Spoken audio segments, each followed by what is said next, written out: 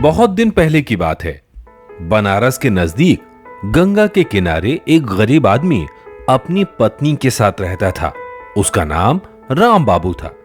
वे दोनों पति पत्नी बहुत मेहनत करते थे, फिर भी उनकी गुजर बसर बहुत मुश्किल से होती थी। कभी कभी तो बेचारे भूखे पेट रहकर दिन गुजार लेते थे। एक दिन वे दोनों इसी सोच में बैठे हुए थे कि जिसे देखो वही सुखी नजर आता है। अकेले हम ही ऐसे हैं जिनके भाग्य में सुख नाम की कोई चीज है ही नहीं। चाहे हम कितनी भी मेहनत क्यों ना करें, कभी इतना पैसा नहीं जुटा पाते कि 2-4 दिन आराम से बिता सकें। एक दिन पत्नी ने अपने पति से कहा, सुना है कि हिमालय में कुछ ऐसे तपस्वी रहते हैं जिनके पास जरूरतमंदों की मदद करने के लिए जादुई शक्तियां होती हैं। क्यों ना तुम एक बार हिमालय पर चले जाओ और ऐसे ही किसी महात्मा की खोज करो। लेकिन इस बात का क्या यकीन कि हिमालय पर जाने से हमें मदद मिल ही जाएगी? यकीन तो किसी का भी नहीं, लेकिन मैं इतना जरूर जानती हूँ कि हर भले आदमी पर भगवान की कृपा होती है। अगर तुम वहां जाओ तो हो सकता है भगवान हमारी सहायता कर ही दें।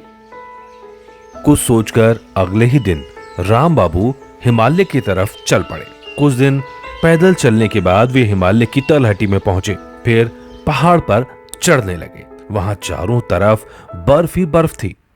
राम बाबू के पास गर्म कपड़े भी नहीं थे। बहुत अधिक ठंड के कारण राम बाबू का शरीर थरथराने लगा, मगर तब भी उनकी हिम्मत नहीं टूटी। वे बिना रुके ऊपर चढ़ते रहे। अचानक उनके कानों में कहीं से मंत्र पाठ की आवाज पड़ी।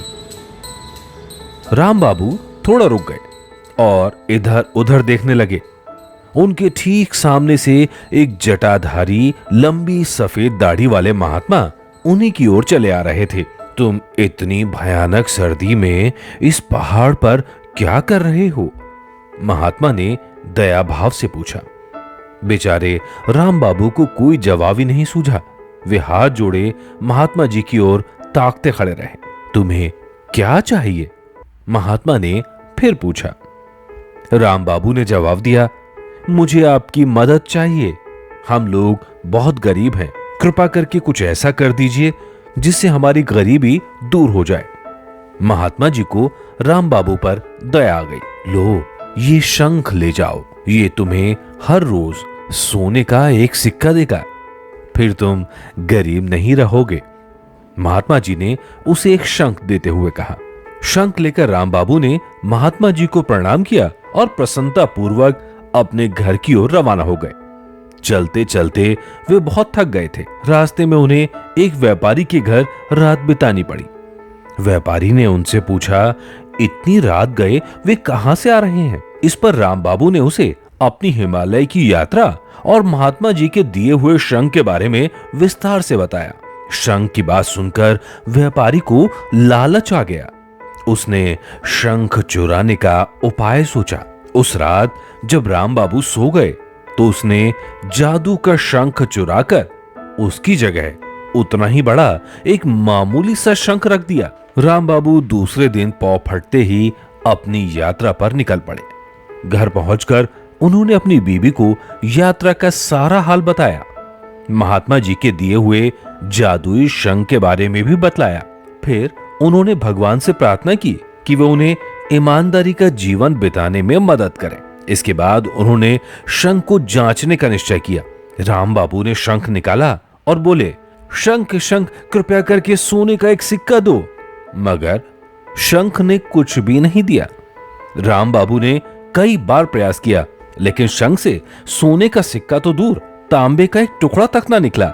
ये देखकर राम बाबू और उनकी बीवी बहुत निराश हो गए। तुमने मुझसे हिमालय जाने को कहा था।